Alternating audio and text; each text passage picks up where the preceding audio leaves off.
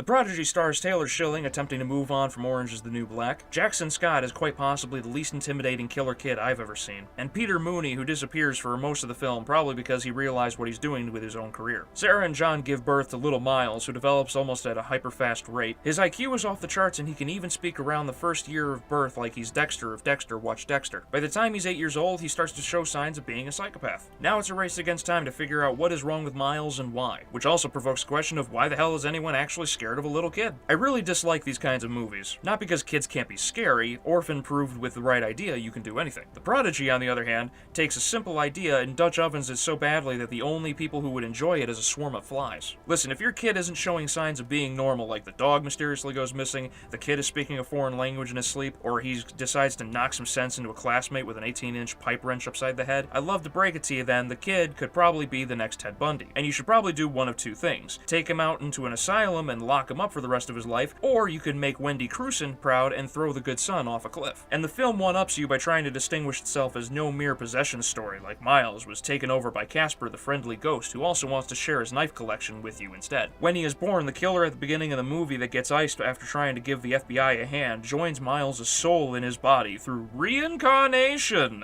I'm not making this up. And in their attempts to make Miles scary, the filmmakers forgot to make the film scary. This film has, hang on, 1, 2, 3, 4, maybe 5 jump scares. And I hope the filmmakers don't feel as proud about this film as I do with how insanely high I can count, because the rest of the film was so boring that one of the audience members actually started snoring towards the end with how hard he fell asleep, lucky bastard. And the worst part about it is the killer's plan makes no sense.